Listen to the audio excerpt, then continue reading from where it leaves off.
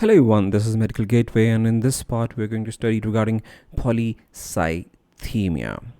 So, what is polycythemia? Polycythemia is basically increased in the number of red blood cells. So, decrease in the number of red blood cells is anemia, whereas increase in the number of red blood cells is polycythemia. So, polycythemia is of two types. One is secondary polycythemia due to some secondary cause, and then we have polycythemia vera or polycythemia rubra vera. Then we have, secondary polycythemia. Polycythemia, increase in number of RBCs due to some secondary cause. So we have two causes here. One is high altitude and the other one is cardiac failure. So when a person goes to a place of high altitude, the oxygen in the atmosphere is low. So when the person breathes in that low oxygened air, there is decreased oxygenation of the tissues. Now, the body will respond to this decreased oxygenation of the tissues by increasing the RBC production. As we have discussed in the erythropoietin, what was the main stimulus for the production of erythropoietin? The main stimulus was hypoxia. So whenever there is decreased oxygenation of the tissues due to any cause, due to the person is breathing a high altitude air or because of the cardiac failure. In the cardiac failure, the heart is unable to pump the required amount of the blood to the tissues, or the heart cannot send the required amount of oxygen in the blood to the tissues. So that is cardiac failure. Heart is failing. The cardiac muscle is failing to send the blood supply to the tissues. There will be, so either it is because of secondary cause of high altitude or it is because of some clinical reason like cardiac failure.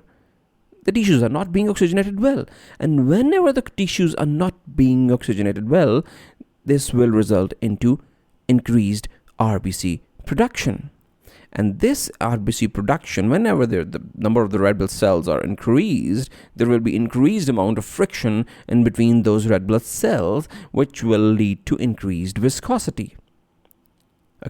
So there will be increased viscosity, and greater number of RBCs will lead to increased blood volume. So we have now blood having more blood cells, or more red blood cells, having greater viscosity, having a greater volume than normal.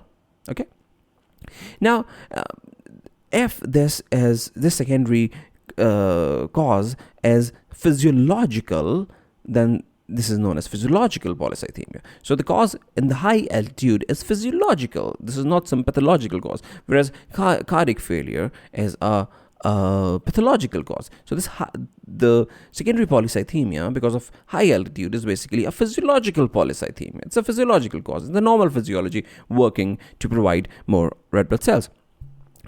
Then we have polycythemia vera. Now in polycythemia vera, there is genetic defect in the hemocytoblastic cells. Now hemocytoblastic cells are the cells which are going to be differentiated into the red blood cells, white blood cells, and platelets. Now there is a genetic defect in these hemocytoblastic cells, and these hemocytoblastic cells have gone crazy. So they will multiply way more than the normal level of multiplication. Now, these blasts will keep on producing the red blood cells, the white blood cells, and the platelets. So we're just concerned with the red blood cells here because with reference to the polycythemia. So these increased amount of red blood cells will engorge the blood vessels. So vessels become engorged with these red blood cells. So as in the previous case, whenever there is increased production of red blood cells, there will be increased viscosity of the blood and there will be increased blood volume. So either it is secondary polycythemia because of or it is physiological polycythemia or due to some pathological cause, or because it's because of some genetic disorder like polycythemia vera.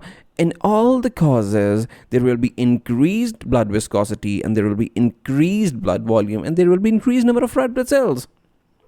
Okay, now how these red blood cells are going to affect the circulation? Number one, there will be normal blood pressure in the case of polycythemia. But secondly, the most interesting point is regarding the venous return. So whenever the viscosity of the blood increases, it results into decreased venous return. Now the blood is flowing with a lot of friction, which makes the blood difficult to be returned to the heart. So this decreases the venous return. So amount of the blood returning to the heart in 1 minute decreases because the blood is flowing with greater viscosity. So increase in viscosity results into venous return. Now, but increase in blood volume will lead to increase in venous return. As you know, whenever the blood volume increases, the mean systemic filling pressure increases, which results into increased venous return, increased return of blood to the heart.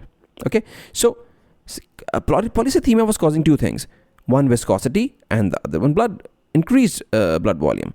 One, increased viscosity, and the other one is increased blood volume. So one thing is causing decrease in venous return, whereas the other thing is causing increase in venous return.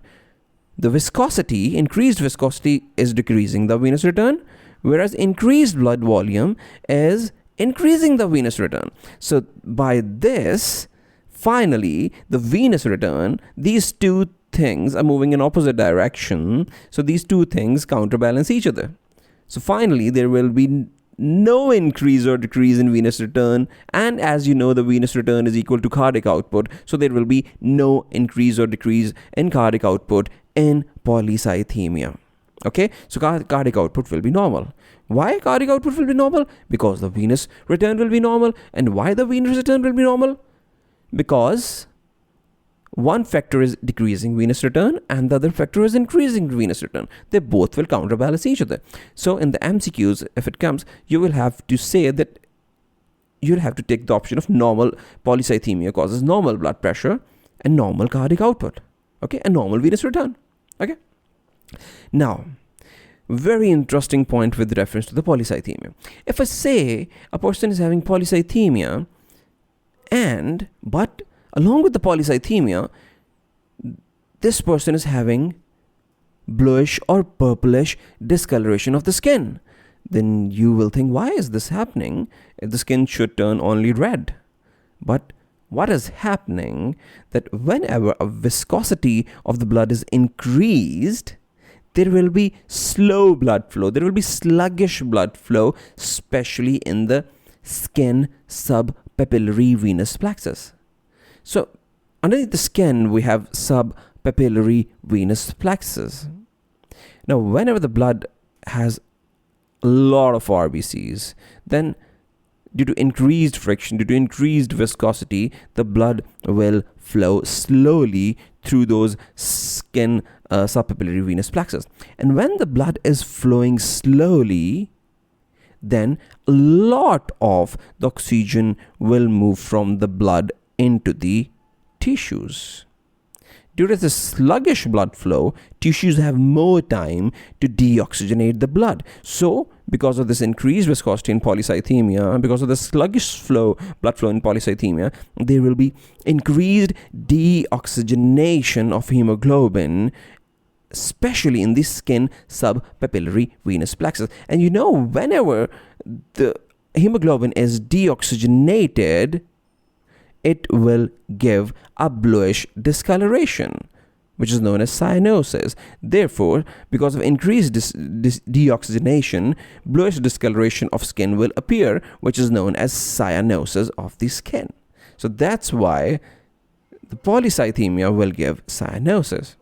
Okay, so this is regarding the polycythemia, its types, its effect on the circulatory system, and finally, why the polycythemia gives a bluish discoloration of the skin, which is known as cyanosis. So this is it. See you in next chapter.